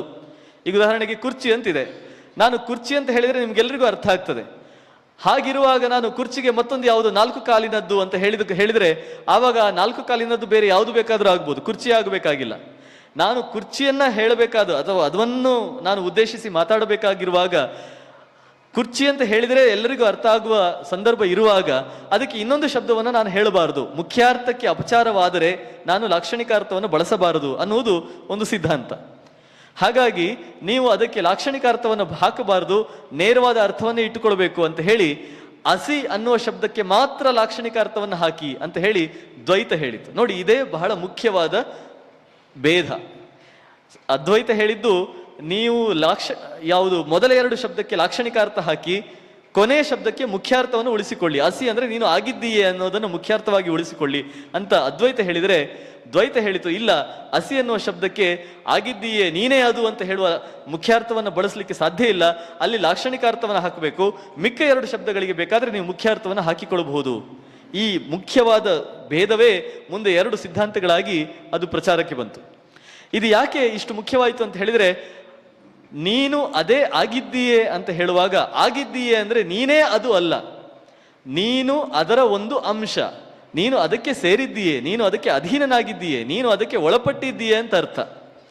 ಈಗ ನಾವು ಹೇಳ್ತೇವೆ ಏನು, ನೀನು ಬಿಜೆಪಿ ಅಥವಾ ನೀನು ಕಾಂಗ್ರೆಸ್ ಅಂತ ಈ ಪಕ್ಷಗಳ ವಿಚಾರದಲ್ಲಿ ಮಾತಾಡುವಾಗ ಹೇಳಿದ್ರೆ ಅವನೇ ಆ ಪಕ್ಷ ಅಲ್ಲ. ನಾಳೆ ಅವನೇನಾದ್ರೂ ಹೇಳಿದ್ರೆ ಪಕ್ಷದ ಅಭಿಪ್ರಾಯ ಅಂತ ಆಗುದಿಲ್ಲ. ಪಕ್ಷದವರು ಹೇಳ್ತಾರೆ ಅವನು ಹೇಳಿದ್ದೇನಾದ್ರೂ ಅವರಿಗೆ ವಿರುದ್ಧವಾಗಿದ್ರೆ ಇದು ಅವರ ವೈಯಕ್ತಿಕ ಅಭಿಪ್ರಾಯ, ನಮಗೂ ಅವರಿಗೂ ಸಂಬಂಧ ಇಲ್ಲ ಅಂತ ಹೇಳಿಬಿಡ್ತಾರೆ. ಅಥವಾ ನೀನು ಕರ್ನಾಟಕ, ನೀನು ಕನ್ನಡಿಗ ಅಂತ ಹೇಳಿದ್ರೆ ಅವನು ಎಲ್ಲ ಕನ್ನಡಿಗರ ಪ್ರತಿನಿಧಿ ಅಲ್ಲ. ನಾಳೆ ಅವನೇನಾದ್ರೂ ಹೇಳಿದ್ರೆ ಉಳಿದವರು ಹೇಳ್ತಾರೆ ನೋಡಿ ಅವರಿಗೂ ನಮಗೂ ಸಂಬಂಧ ಇಲ್ಲ, ಅವರವರ ವೈಯಕ್ತಿಕ ಅಭಿಪ್ರಾಯ ಹೇಳಿದ್ದಾರೆ. ಹಾಗೆ ನಾವು ಅದೇ ಆಗಿದ್ದೇವೆ ಅಂತ ಹೇಳಿದ್ರೆ ನಾವು ಅದೇ ಅಲ್ಲ, ಅದರ ಒಂದು ಅಂಶವಾಗಿದ್ದೇವೆ, ಅದರ ಒಂದು ಭಾಗವಾಗಿದ್ದೇವೆ, ಅದಕ್ಕೆ ಸೇರಿಕೊಂಡಿದ್ದೇವೆ ಅಂತ ಮಾತ್ರ ಅರ್ಥ ಅಂತ. ಇದನ್ನು ನಾವು ಇವತ್ತಿನ ಪರಿಭಾಷೆಯಲ್ಲಿ ಅರ್ಥ ಮಾಡಿಕೊಳ್ಳುವುದಾದರೆ ಸಂಖ್ಯೆಗಳ ವಿಚಾರವನ್ನು ತೆಗೆದುಕೊಂಡ್ರೆ, ನಾವು ಹೈಸ್ಕೂಲ್ ಮಕ್ಕಳ ಅಥವಾ ಪ್ರೈಮರಿ ಶಾಲೆಯ ಮಟ್ಟದಲ್ಲಿ ಗಣಗಳು ಅಂತ ತಗೊಳ್ತೇವೆ, ಸೆಟ್ ಅಂತ ತಗೊಳ್ತೇವೆ. ನಂಬರ್ ಸೆಟ್ ಏನು, ಪೂರ್ಣಾಂಕಗಳ ಗಣ, ಆಮೇಲೆ ಭಿನ್ನ ರಾಶಿಗಳ ಗಣ, ವಾಸ್ತವ ಸಂಖ್ಯೆಗಳ ಗಣ, ಇತ್ಯಾದಿ ಗಣಗಳ ಭಾಷೆಯಲ್ಲಿ ನಾವು ಸಂಖ್ಯೆಗಳನ್ನು ಅರ್ಥ ಮಾಡಿಕೊಳ್ತೇವೆ. ಈ ಒಂದು ಗಣ ಇನ್ನೊಂದರ ಒಳಗೆ ಇರ್ತದೆ. ಉದಾಹರಣೆಗೆ ಪೂರ್ಣಾಂಕಗಳ ಗಣ ಅಂತ ಹೇಳುವಂಥದ್ದು ಅದು ಭಿನ್ನ ರಾಶಿಗಳ ಅಥವಾ ಭಾಗಲಬ್ಧ ಸಂಖ್ಯೆಗಳ ಗಣದ ಒಳಗೆ ಇರಬಹುದು. ಭಾಗಲಬ್ಧ ಸಂಖ್ಯೆಗಳ ಗಣ ಅಂತ ಹೇಳುವಂಥದ್ದು ವಾಸ್ತವ ಸಂಖ್ಯೆಗಳ ರಿಯಲ್ ನಂಬರ್ಸ್ಗಳ ಗಣದ ಒಳಗೆ ಇರಬಹುದು. ಹಾಗೆ ಒಳಗೆ ಇದೆ ಅಂದ ಮಾತ್ರಕ್ಕೆ ಅದೇ ಇದು ಅಲ್ಲ. ಪೂರ್ಣಾಂಕವೇ ಭಾಗಲಬ್ಧ ಸಂಖ್ಯೆ ಅಲ್ಲ, ಅಥವಾ ಭಾಗಲಬ್ಧ ಸಂಖ್ಯೆ ವಾಸ್ತವ ಸಂಖ್ಯೆ ಅಲ್ಲ, ಅದು ಅದರ ಒಳಗೆ ಇದೆ. ಇನ್ನೂ ಸ್ಪಷ್ಟವಾಗಿ ಹೇಳಬೇಕು ಅಂದ್ರೆ, ನಾವು ಅಡಿಗೆ ಕೋಣೆ ಎಲ್ಲಿದೆ, ನಮ್ಮ ಮನೆಯಲ್ಲಿದೆ ಅಂತ ನಾವು ಹೇಳ್ತೇವೆ. ಅಡಿಗೆ ಕೋಣೆ ನಮ್ಮ ಮನೆಯಲ್ಲಿದೆ ಅಂತ ಅಂದ ಮಾತ್ರಕ್ಕೆ ಅಡಿಗೆ ಮನೆಯೇ ನಮ್ಮ ಮನೆ ಅಲ್ಲ, ಅಥವಾ ನಮ್ಮ ಮನೆಯೇ ಅಡಿಗೆ ಮನೆ ಅಲ್ಲ, ಎರಡೂ ಬೇರೆ ಬೇರೆ. ಅದು ಇದರ ಒಳಗೆ ಇದೆ ಅಷ್ಟೇನೆ. ಈ ಉದಾಹರಣೆಗೆ ಇನ್ನೂ ಸ್ಪಷ್ಟವಾಗಿ ಹೇಳಬೇಕು ಅಂದ್ರೆ, ಒಂದು 5 ರೂಪಾಯಿದು 10 ರೂಪಾಯಿದು ನಾವು ನಾಣ್ಯವನ್ನು, ನೋಟನ್ನು ತೆಗೆದುಕೊಂಡು ಇದು ಎಷ್ಟು, ಇದಕ್ಕೆ ಮೌಲ್ಯ ಎಷ್ಟು ಅಂತ 10 ರೂಪಾಯಿ ಅಂತ ಹೇಳ್ತಾರೆ, ಎಲ್ಲರೂ ಹೇಳ್ತಾರೆ. ಈಗ ಇದನ್ನು 10 ತುಂಡು ಮಾಡಿದರೆ ಪ್ರತಿಯೊಂದು ತುಂಡಿಗೂ 1 ರೂಪಾಯಿಯ ಮೌಲ್ಯ ಬಂತ ಅಂತ ಕೇಳಿದ್ರೆ ಇಲ್ಲ, ಆವಾಗ ಅದರ ಮೌಲ್ಯವೇ ಹೋಯ್ತು. ಅದನ್ನ 10ರಿಂದ ವಿಭಾಗಿಸಿ ನಾವು ಪ್ರತ್ಯೇಕಿಸಿ ಅದನ್ನ ಸಪರೇಟ್ ಆಗಿಟ್ಟರೆ ಅದರ ಮೌಲ್ಯವೇ ಹೋಯ್ತು. ಆದರೆ ಅದು 10 ರೂಪಾಯಿಯ ಒಳಗೆ ಇದೆ. ಆ ಒಂದು ತುಂಡು ಅದರ ಮೌಲ್ಯ 1 ರೂಪಾಯಿ ಅಲ್ಲ, ಆದರೆ ಅದು ಒಟ್ಟು ನೋಟಿನ ಭಾಗವಾಗಿದ್ದಾಗ ಅದು 10 ರೂಪಾಯಿಯ ಒಳಗೆ ಇತ್ತು. ನೀವು ಆ ತುಂಡನ್ನು ಬೇರ್ಪಡಿಸಿ ಉಳಿದದ್ದು 9 ರೂಪಾಯಿ ಅಂತ ಹೇಳಿಕ್ಕೆ ಸಾಧ್ಯ ಇಲ್ಲ, ಅಥವಾ ಉಳಿದದ್ದು 10 ರೂಪಾಯಿ ಇದನ್ನು ತಗೊಳ್ಳಿ ಅಂತ ಹೇಳಿದ್ರೆ ಯಾವ ಅಂಗಡಿಯವನು ತಗೊಳ್ಳೋದಿಲ್ಲ. ಹಾಗಾದ್ರೆ ಆ ಒಂದು ತುಂಡು ಅನ್ನೋದು ಏನಿದೆ ಅದು ದೊಡ್ಡ ತುಂಡಿನ ಅಥವಾ ದೊಡ್ಡ ಒಂದು ಮಹತ್ತಿನ ಭಾಗವಾಗಿತ್ತು ಅಷ್ಟೇನೆ. ಸೊ ಇದನ್ನ ಹೇಳುವಂಥದ್ದು ಅಸಿ ಅನ್ನುವ ಶಬ್ದ. ಅಸಿ ಅನ್ನುವ ಶಬ್ದಕ್ಕೆ ಮುಖ್ಯಾರ್ಥವನ್ನು ನಾವು ತೆಗೆದುಕೊಂಡಾಗ ನೀನೇ ಅದು, ಅದೇ ನೀನು, ಇದರ ಎರಡರ ಮಧ್ಯೆ ಅಭೇದ ಇಲ್ಲ, ಇದೆಲ್ಲವೂ ಒಂದೇ ಅನ್ನುವ ಅರ್ಥ ಬಂದರೆ, ಇದರ ಲಾಕ್ಷಣಿಕ ಅರ್ಥವನ್ನು ತೆಗೆದುಕೊಂಡಾಗ ನೀನು ಅದೇ ಆಗಿದ್ದೀಯೇ, ಅದರ ಜೊತೆ ಸೇರಿದ್ದೀಯೇ, ಅದರ ಒಳಗೆ ಇದ್ದೀಯೇ ಅನ್ನುವ ಅರ್ಥ ಬರ್ತದೆ. ಈ ಎಲ್ಲ ಉದಾಹರಣೆಗಳು ಆ ಒಂದು ಲಾಕ್ಷಣಿಕ ಅರ್ಥಕ್ಕೆ ಉದಾಹರಣೆಗಳು. ಇದು ದ್ವೈತ ಮತ್ತು ಅದ್ವೈತಗಳ ಬಹಳ ಮುಖ್ಯವಾದ ಭೇದ. ಇನ್ನು ಅನೇಕ ಉದಾಹರಣೆಗಳನ್ನ, ಎನಾಲಜಿಗಳನ್ನ ನಾವು ಇವತ್ತಿನ ಭಾಷೆಯಲ್ಲಿ ಎನಾಲಜಿ ಅಂತ ಹೇಳ್ಬೋದು ತೆಗೆದುಕೊಳ್ತಾರೆ. ಉದಾಹರಣೆಗೆ ಅತ್ಯಂತ ಪ್ರಸಿದ್ಧವಾದ ಎನಾಲಜಿ ಯಾವುದು ಅಂತ ಹೇಳಿದ್ರೆ ಬಿಂಬ ಪ್ರತಿಬಿಂಬಗಳ ಒಂದು ಎನಾಲಜಿ. ಏನು ಬಿಂಬ ಅಂದ್ರೆ ಏನು? ಬಿಂಬ ಅಂದ್ರೆ ಪರಬ್ರಹ್ಮ ವಸ್ತು. ಅದು ಎಲ್ಲಿ ಕಾಣಿಸ್ತಾ ಇದೆ? ಅದು ಕನ್ನಡಿಯ ಒಳಗೆ ಪ್ರತಿಬಿಂಬವಾಗಿ ಕಾಣಿಸ್ತಾ ಇದೆ. ಈ ಕನ್ನಡಿಯ ಒಳಗೆ ಕಾಣಿಸುವ ಪ್ರತಿಬಿಂಬ ಏನು? ಇದು ಜಗತ್ತು. ಕನ್ನಡಿ ಏನು? ಕನ್ನಡಿ ಅದನ್ನ ತೋರಿಸ್ತಾ ಇದೆ, ಪ್ರತಿಬಿಂಬವನ್ನು ಪ್ರತಿಬಿಂಬವಾಗಿ ತೋರಿಸ್ತಾ ಇದೆ. ಅದ್ವೈತ ಹೇಳ್ತಾ ಇದೆ ಬಿಂಬ ಸತ್ಯ, ಜಗನ್ ಮಿಥ್ಯ. ನಮಗೆ ಮೇಲ್ನೋಟಕ್ಕೆ ಸರಿ ಅಂತ ಅನಿಸ್ತದೆ, ಹೌದಲ್ವಾ? ಈಗ ನಾವು ಯಾವುದೋ ಒಂದು ವಸ್ತುವನ್ನ ಕನ್ನಡಿಯ ಮುಂದೆ ಇಟ್ಟಾಗ ಅದರಲ್ಲಿ ಪ್ರತಿಬಿಂಬ ಕಾಣಿಸ್ತದೆ. ಆ ಪ್ರತಿಬಿಂಬ ಸತ್ಯ ಅಲ್ಲ. ಒಂದು ಚಿನ್ನದ ಗಂಟನ್ನ ಇಟ್ರೆ ನಾವು ದುಡ್ಡನ್ನು ಡಬಲ್ ಮಾಡೋದು ಹೇಗೆ ಅಂತ ಹೇಳಿದ್ರೆ ದುಡ್ಡಿನ ಎದುರು ಕನ್ನಡಿ ಇಟ್ರೆ ಡಬಲ್ ಆಯ್ತು, ಹೌದಾ? ಇಲ್ಲ. ಯಾಕೆ? ದುಡ್ಡು ಮಾತ್ರ ಸತ್ಯ, ಒಳಗಿರುವ ಪ್ರತಿಬಿಂಬ ಮಿಥ್ಯ ಅಂತ ನಮಗೆ ಗೊತ್ತಿದೆ. ಹಾಗಾಗಿ ಅದ್ವೈತ ಹೇಳುವ ಈ ಉದಾಹರಣೆ ನಮಗೆ ಹೌದಲ್ಲ, ಸರಿ ಇದೆ ಅಂತ ಅನಿಸ್ತದೆ. ಆದರೆ ಇದೇ ಉದಾಹರಣೆಯನ್ನು ಎತ್ತಿಕೊಂಡು ಮಧ್ವಾಚಾರ್ಯರು ಹೇಳ್ತಾರೆ ಇದರಲ್ಲಿ 3 ಸಂಗತಿಗಳಿದ್ದಾವೆ. ನಾವು ಮಧ್ಯದ ಒಂದು ಸಂಗತಿ ಬಿಟ್ಟಿದ್ದೇವೆ. ಯಾವುದು ಅಂತ ಹೇಳಿದ್ರೆ ಕನ್ನಡಿ. ಬಿಂಬ, ಕನ್ನಡಿ, ಪ್ರತಿಬಿಂಬ. ಬಿಂಬವನ್ನು ಪ್ರತಿಬಿಂಬವಾಗಿ ತೋರಿಸುವುದೇ ಕನ್ನಡಿ. ಈ ಕನ್ನಡಿ ಯಾರು ಅಂತ ಹೇಳಿದ್ರೆ ಜೀವಾತ್ಮ. ಹಾಗಾಗಿ ದೇವರು ಅಂತ ಹೇಳುವುದು ಬಿಂಬವಾದರೆ, ಪ್ರತಿಬಿಂಬ ಅನ್ನೋದು ಜಗತ್ತಾದರೆ, ಅದರ ಮಧ್ಯೆ ಇರುವಂತ ಕನ್ನಡಿ ಅದು ಜೀವಾತ್ಮ. ಜೀವಾತ್ಮನಲ್ಲಿ ಯಾವುದಾದ್ರೂ ದೋಷವಿದ್ದರೆ, ಕನ್ನಡಿಯಲ್ಲಿ ದೋಷ ಇದ್ದಾಗ ಪ್ರತಿಬಿಂಬ ನಿಮಗೆ ಸ್ವಲ್ಪ ಉಲ್ಟಾ ಕಾಣುತ್ತದೆ. ಕನ್ನಡಿ ಏನಾದರೂ ಸ್ವಲ್ಪ ಕೆಟ್ಟು ಹೋಗಿದ್ರೆ ಅಥವಾ ಅದರಲ್ಲಿ ಏನಾದರೂ ಉಬ್ಬು ತಗ್ಗುಗಳಿದ್ರೆ ನಿಮಗೆ ಪ್ರತಿಬಿಂಬ ಸೊಟ್ಟವಾಗಿ ಕಾಣುತ್ತದೆ. ಅದು ಸೊಟ್ಟವಾಗಿ ಕಂಡದ್ದು ಬಿಂಬದ ದೋಷ ಅಲ್ಲ, ಪ್ರತಿಬಿಂಬದ ದೋಷವೂ ಅಲ್ಲ, ಕನ್ನಡಿಯ ದೋಷ. ಹಾಗಾಗಿ ಜೀವಾತ್ಮನಲ್ಲಿ ಸಮಸ್ಯೆ ಇದ್ದಾಗ ಅಥವಾ ಜೀವಾತ್ಮನಲ್ಲಿ ಯಾವುದೋ ಒಂದು ಏನೋ ಒಂದು ಇದಿದ್ದಾಗ, ವಿರೂಪ ಇದ್ದಾಗ, ಅದು ಬಿಂಬವನ್ನ ಬೇರೆ ರೀತಿಯಲ್ಲಿ ತೋರಿಸಬಹುದು. ಅದು ಬಿಂಬದ ದೋಷ ಅಲ್ಲ, ಸೂರ್ಯನ ದೋಷ ಅಲ್ಲ. ಸೂರ್ಯ ನೆಲದಲ್ಲಿ ನೀರಿನಲ್ಲಿ ಪ್ರತಿಬಿಂಬವಾಗಿ ಬಿದ್ದಾಗ, ಪ್ರತಿಫಲಿಸಿದಾಗ ಆ ನೀರು ಅಲುಗಾಡ್ತಾ ಇದ್ರೆ ಆವಾಗ ನಮಗೆ ಸೂರ್ಯ ತೇಲ್ತಾ ಇದ್ದ ಹಾಗೆ ಕಾಣ್ತದೆ. ನಾವೇನ್ ಹೇಳ್ತೇವೆ? ಸೂರ್ಯ ತೇಲ್ತಾ ಇದ್ದಾನೆ, ದ್ರವರೂಪದಲ್ಲಿದ್ದಾನೆ ಅಂತ ಹೇಳ್ತೇವಾ? ಇಲ್ಲ, ಸೂರ್ಯ ಸ್ಥಿರವಾಗಿ ಇದ್ದಾನೆ, ತೇಲ್ತಾ ಇರೋದು ಪ್ರತಿಬಿಂಬ, ಅದಕ್ಕೆ ಕಾರಣವಾದದ್ದು ನೀರು. ಹಾಗೆ ಕನ್ನಡಿಯ ದೋಷದಿಂದ ಪ್ರತಿಬಿಂಬ ನಮಗೆ ತಪ್ಪಾಗಿ ಕಾಣಿಸಬಹುದೇ ವಿನಃ ಬಿಂಬ ಅನ್ನೋದು ಅದು ಸತ್ಯ. ಮತ್ತು ಸತ್ಯ ಯಾವುದಿದೆಯೋ, ಬಿಂಬ ಯಾವುದು ಸತ್ಯವಾಗಿದೆಯೋ ಪ್ರತಿಬಿಂಬವೂ ಸತ್ಯವೇ. ಯಾಕಂದ್ರೆ ಇಲ್ಲಿ ಕನ್ನಡಿ ಶಾಶ್ವತ, ಜೀವಾತ್ಮ ಅನ್ನೋದು ಶಾಶ್ವತ, ಬಿಂಬ ಅನ್ನೋದು ಎರಡು ಶಾಶ್ವತವಾದ ಮೇಲೆ ಪ್ರತಿಬಿಂಬ ಅಶಾಶ್ವತವಾಗುವುದು ಹೇಗೆ ಸಾಧ್ಯ? ಅದು ಮಿಥ್ಯ ಆಗುವುದು ಹೇಗೆ ಸಾಧ್ಯ? ಹಾಗಾಗಿ ಎರಡೂ ಸತ್ಯವೇ. ಬಿಂಬ ಮತ್ತು ಪ್ರತಿಬಿಂಬ ಎರಡೂ ಸತ್ಯವೇ. ಯಾಕಂದ್ರೆ ಬಿಂಬ ಮತ್ತು ಕನ್ನಡಿ ಎರಡೂ ಕೂಡ ಸತ್ಯವಾಗಿರುವ ಕಾರಣಕ್ಕೆ. ಹೀಗೆ ಆ ಅದ್ವೈತ ತೆಗೆದುಕೊಂಡ ಅದೇ ಉದಾಹರಣೆಯನ್ನು, ಅದೇ ಎನಾಲಜಿಯನ್ನು ಇಟ್ಟುಕೊಂಡು ದ್ವೈತ ಈ ಒಂದು ಸತ್ಯವನ್ನು ಹೇಳುತ್ತದೆ. ಇದರ ಮುಂದುವರಿದ ಭಾಗವಾಗಿ ಒಂದಷ್ಟು ತಪ್ಪು ಕಲ್ಪನೆಗಳು ನಮ್ಮಲ್ಲಿ ಬೆಳೆದು ಬಂದಿರುವುದನ್ನು ನಾವು ಪರಿಹರಿಸಿಕೊಳ್ಬೇಕು. ಉದಾಹರಣೆಗೆ ಒಂದು ಈಗಾಗಲೇ ಹೇಳಿದ್ರು, ದ್ವೈತ ಬಂದದ್ದು ಅದು ಕೊನೆಯದಾಗಿ ಬಂತು ಅಂತ ಒಂದು ಪ್ರಥೆ. ಅಂದ್ರೆ ಅದ್ವೈತ ಬಂತು, ಶಂಕರಾಚಾರ್ಯರು ಅದನ್ನ ಪ್ರತಿಪಾದನೆ ಮಾಡಿದ್ರು. ಆಮೇಲೆ ವಿಶಿಷ್ಟಾದ್ವೈತದವರು ಅದಕ್ಕೆ ಇಲ್ಲ ಇದರಲ್ಲಿ ಸ್ವಲ್ಪ ತಪ್ಪಿದೆ ಅಂತ ಹೇಳಿ ವಿಶಿಷ್ಟಾದ್ವೈತದವರು ಅದನ್ನು ಸರಿ ಮಾಡಿ ಹೇಳಿದ್ರು. ವಿಶಿಷ್ಟಾದ್ವೈತದವರು ಬಂದು ಹೋದ ಮೇಲೆ ದ್ವೈತದವರು ಫೈನಲಿ ಬಂದ್ರು. ಹಾಗಾಗಿ ದ್ವೈತ ಫೈನಲ್. ಇವತ್ತು ಎಷ್ಟೋ ಮಂದಿ ದ್ವೈತ ಸಿದ್ಧಾಂತಿಗಳು ಹೇಳುವುದನ್ನು ನಾವು ಕೇಳಿದ್ದೇವೆ. ದ್ವೈತ ಫೈನಲ್, ಇದಾದ್ಮೇಲೆ ಬೇರೆ ಯಾವುದೂ ಇಲ್ಲ, ಆಲ್ಟ್ರೇಷನ್ ಇಲ್ಲ. ಯಾಕೆ? ಫೈನಲ್ ಆಗಿ ಬಂದದ್ದು, ಕೊನೆಯದಾಗಿ ಬಂದದ್ದು ಅಂತ ಹೇಳುವಂಥದ್ದು ಇದು ಸತ್ಯಕ್ಕೆ ದೂರವಾದ ಮಾತು ಅಂತ ನಾವು ಅರ್ಥ ಮಾಡಿಕೊಳ್ಬೇಕು. ಯಾಕೆ ಅಂತ ಹೇಳಿದ್ರೆ ಈ ಭಾಷೆ ಏನಿದೆ, ಫೈನಲ್ ಆಗಿ ಬಂದದ್ದೇ ಕೊನೆಯದ್ದು ಅಂತ ಹೇಳುವಂಥದ್ದು, ಕೊನೆಯದಾಗಿ ಬಂದದ್ದೇ ಫೈನಲ್ ಅಂತ ಹೇಳುವಂಥದ್ದು, ಇದು ರಿಲಿಜನ್ನ ಭಾಷೆ. ಯಾಕಂದ್ರೆ ಅಲ್ಲಿ ಯಹೂದ್ಯರು ಬಂದರು, ಆಮೇಲೆ ಕ್ರೈಸ್ತರು ಬಂದರು, ಅವರೆಲ್ಲ ಬಂದ ಮೇಲೆ ಫೈನಲಿ ನಾವು ಬಂದೆವು ಅಂತ ಹೇಳಿ ಇಸ್ಲಾಂ ಬಂದು ಹೇಳಿದಾಗ ನಮ್ಮಿಂದ ಮುಂದೆ ಬೇರೆ ಯಾರೂ ಇಲ್ಲ, ಯಾಕೆ ನಾವೇ ಕೊನೆಯ ಪ್ರವಾದಿ ಅಂತ ಹೇಳಿದ್ದು ಅದು ರಿಲಿಜನ್ನ ಭಾಷೆ. ಅದು ಮತದ ಭಾಷೆ ಆಗ್ಲಿಕ್ಕೆ ಸಾಧ್ಯ ಇಲ್ಲ. ಯಾಕಂದ್ರೆ ಇಲ್ಲಿ ಯಾವುದು ಕೂಡ ಲೀನಿಯರ್ ಮೂಮೆಂಟ್ ಅಲ್ಲಿ ಹೋಗ್ಲಿಲ್ಲ. ಅದ್ವೈತ ಬಂತು, ಅದಾದ್ಮೇಲೆ ವಿಶಿಷ್ಟಾದ್ವೈತ ಬಂತು, ಅದಾದ್ಮೇಲೆ ದ್ವೈತ ಬಂತು, ಈ ರೀತಿ ಬರಲಿಲ್ಲ. ಈ ಮೂರೂ ಸಿದ್ಧಾಂತಗಳು ಕೂಡ ಸಮಾಂತರವಾಗಿ ಬೇರೆ ಬೇರೆ ರೀತಿಯ ಇವಾಲ್ವ್ ಆಗ್ತಾ ಹೋದವು.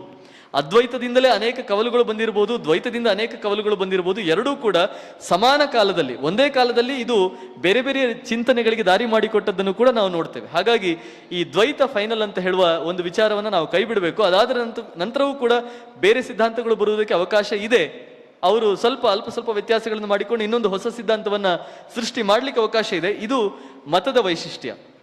ಇನ್ನು ಎರಡನೇದಾಗಿ ದ್ವೈತ ಅನ್ನುವ ಶಬ್ದವನ್ನು ಯಾರು ಕೊಟ್ಟರು ಅಂತ ಹೇಳಿದ್ರೆ, ಟೀಕಾಚಾರ್ಯರ ಭಾಷ್ಯಗಳಲ್ಲಿ ಅವರು ತತ್ವವಾದ ಅನ್ನೋ ಶಬ್ದವನ್ನ ಕೊಡ್ತಾರೆ, ದ್ವೈತ ಅಂತ ಹೇಳೋದಿಲ್ಲ. ದ್ವೈತ ಅಂತ ಹೇಳುವುದು ಅದ್ವೈತ ಅಂತ ಹೇಳುವುದಕ್ಕೆ ಪ್ರಚಲಿತಕ್ಕೆ ಬಂದ ಮೇಲೆ ಅದಕ್ಕೆ ವಿರುದ್ಧವಾಗಿ ಇದೊಂದಿದೆ ಅಂತ ಹೇಳುವಾಗ ದ್ವೈತ ಅಂತ ಬಂದದ್ದೇ ಕಾರಣ ಇರಬಹುದು. ಯಾಕೆ ಅಂತ ಹೇಳಿದ್ರೆ ದ್ವೈತ ಅನ್ನೋದು ಬಹಳ ಸ್ವಲ್ಪ ಕನ್ಫ್ಯೂಸಿಂಗ್ ಶಬ್ದ. ಎರಡು, ಕೆಲವರು ಈ ಮಧ್ವಾಚಾರ್ಯರ ಒಂದು ಚಿತ್ರವನ್ನು ಕೂಡ ತೋರಿಸ್ತಾರೆ, ಅವರು ಎರಡು ಅಂತ ಹೀಗೆ ತೋರಿಸಿದ್ದು ಸಂಪೂರ್ಣವಾದಂತಹ ತಪ್ಪು ಕಲ್ಪನೆ. ಅಂತಹ ಒಂದು ಮುದ್ರೆಯೇ ಇಲ್ಲ, ಮತ್ತು ಅಂತಹ ಮುದ್ರೆ ಅವರು ಮಧ್ವಾಚಾರ್ಯರು ತೋರಿಸ್ಲಿಕ್ಕೆ ಸಾಧ್ಯವೇ ಇಲ್ಲ. ಅವರು ಚಿನ್ಮುದ್ರೆಯನ್ನು ತೋರಿಸ್ಬೇಕಷ್ಟೇ. ನೀವು ಒಳ್ಳೆಯ ಒಂದು ಹಳೆ ಕಾಲದ ಚಿತ್ರಗಳನ್ನು ನೋಡಿದ್ರೆ, ಶಾಸ್ತ್ರೀಯವಾಗಿ ಬರೆದ ಚಿತ್ರಗಳನ್ನು ನೋಡಿದ್ರೆ ಚಿನ್ಮುದ್ರೆಯಲ್ಲಿ ಕೂತಂತಹ ಮಧ್ವಾಚಾರ್ಯರು ಕಾಣಬಹುದು. ಅವರು ಎರಡು ವಿಕ್ಟರಿ ಸಿಂಬಲ್ ತೋರಿಸಿಲ್ಲ ಅವರು.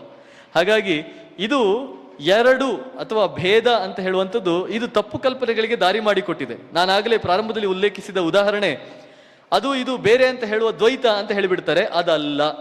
ಇದನ್ನು ನಾವು ಅರ್ಥ ಮಾಡಿಕೊಳ್ಬೇಕು. ಮತ್ತು ಭಕ್ತಿಯೇ ಪ್ರಧಾನ ಅಂತ ಹೇಳುವ ಇನ್ನೊಂದು ಅಭಿಪ್ರಾಯ ಇದೆ.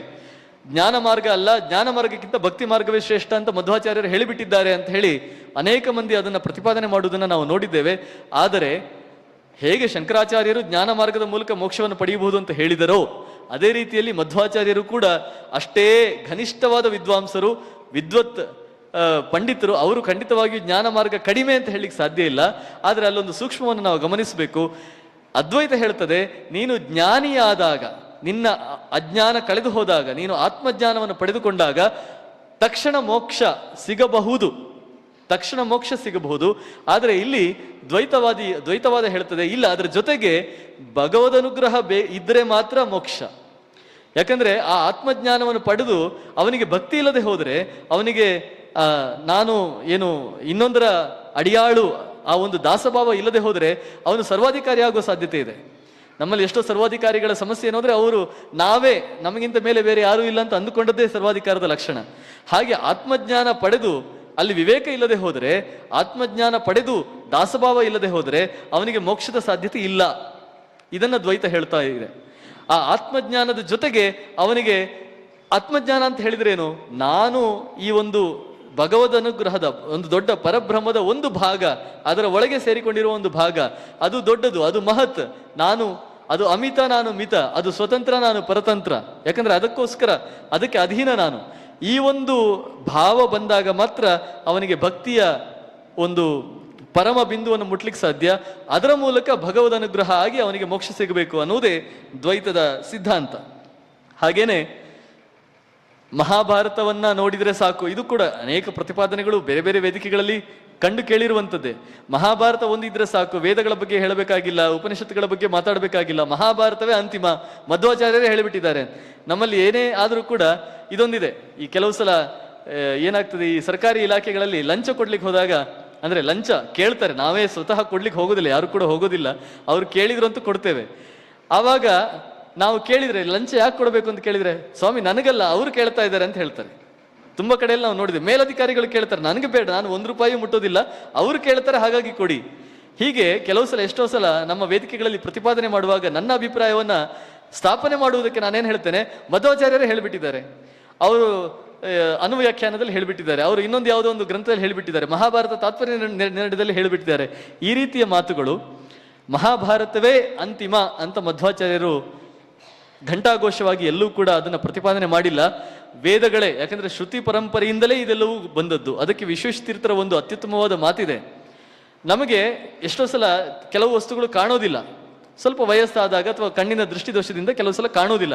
ಆವಾಗ ನಾವೇನು ಮಾಡ್ತೇವೆ, ಕಾಣೋದಿಲ್ಲ ಅಂತ ಹೇಳಿ ನಾವು ಸುಮ್ಮನೆ ಕುತ್ಕೊಳ್ಳೋದಿಲ್ಲ, ಕನ್ನಡಕ ಹಾಕೊಳ್ತೇವೆ. ಆ ಕನ್ನಡಕ ಹಾಕೊಂಡಾಗ ವಸ್ತುಗಳು ಬಹಳ ಚೆನ್ನಾಗಿ ಕಾಣುತ್ತವೆ. ನನಗೀಗ ಎಲ್ಲ ಚೆನ್ನಾಗಿ ಕಾಣ್ತಾ ಇದೆ, ಹಾಗಾಗಿ ಕಣ್ಣು ಬೇಡ ಅಂತ ಯಾರಾದ್ರೂ ಹೇಳ್ತಾರ? ಕನ್ನಡಕ ನಿಮ್ಮ ಕಣ್ಣಿನ ದೃಷ್ಟಿಯನ್ನ ಸ್ವಲ್ಪ ಸ್ಪಷ್ಟಪಡಿಸಿತು ಹೊರತು ಅದೇ ಕಣ್ಣೇ ಅದೇ ಕಣ್ಣಾಗಲಿಲ್ಲ. ಅದು ಕಣ್ಣಿಗೆ ಪೂರಕವಾಗಿ ಕೆಲಸ ಮಾಡಿತ್ತು ಅಷ್ಟೇನೆ. ಹಾಗೆ ಮಹಾಭಾರತವಾಗ್ಲಿ ಅಥವಾ ಯಾವುದೇ ಶಾಸ್ತ್ರ ಗ್ರಂಥಗಳಾಗ್ಲಿ ಎಲ್ಲವೂ ಕೂಡ ವೇದಗಳು ಹೇಳ್ತಾ ಇರೋದನ್ನು ಮತ್ತಷ್ಟು ಸ್ಪಷ್ಟಪಡಿಸಿ ನಿಮಗೆ ಕಾಣಿಸುವ ಕೆಲಸವನ್ನು ಮಾಡ್ತವೇ ಹೊರತು ಎಲ್ಲದಕ್ಕೂ ಶ್ರುತಿಯೇ ಪ್ರಮಾಣ ಅನ್ನುವುದನ್ನು ಮಧ್ವಾಚಾರ್ಯರೇ ಘಂಟಾಘೋಷವಾಗಿ ಒಪ್ಪಿಕೊಂಡಿದ್ದಾರೆ. ಇಂತಹ ಒಂದು ತತ್ವ ಇದನ್ನ ಬನ್ನಂಜೆಯವರು ಬಹಳ ವಿಸ್ತೃತವಾಗಿ ಪ್ರಚಾರ ಮಾಡಿದರು. ಮತ್ತು ಆ ಮೂಲಕ ಯಾವಾಗ ಬೇರೆ ತತ್ವಗಳ ಭರಾಟೆ, ಬೇರೆ ತತ್ವಗಳ ಒಂದು ಗರ್ಜನೆ ಬಹಳ ಜೋರಾಗಿ ಕೇಳಿಸ್ತಾ ಇತ್ತು, ಎಷ್ಟೋ ಸಲ ಏನಾಯ್ತು, ದ್ವೈತವಾದಿಗಳಿಗೆ ಹೌದೋ ಏನೋ ನಮ್ಮ ತತ್ವವೇ ಸ್ವಲ್ಪ ಸಮಸ್ಯೆ ಇದೆಯೋ ಏನೋ, ಹೌದು ನಾವು ಎಲ್ಲವನ್ನು ಭೇದ ಮಾಡ್ತೇವೋ ಏನೋ, ನಮ್ಮಲ್ಲಿ ಅಸಮಾನತೆ ಇದೆಯೋ ಏನೋ ಅನ್ನೋ ಒಂದು ಕೀಳರಿಮೆ ಹುಟ್ಟುತ್ತಾ ಇದ್ದಂಥ ಸಂದರ್ಭದಲ್ಲಿ ಸಿಂಹದ ಹಾಗೆ ಬನ್ನಂಜೆ ಗೋವಿಂದಾಚಾರ್ಯರು ಬಂದು ಅವರು ಘಂಟಾಘೋಷವಾಗಿ ಅದನ್ನ ಸಾರಿದರು.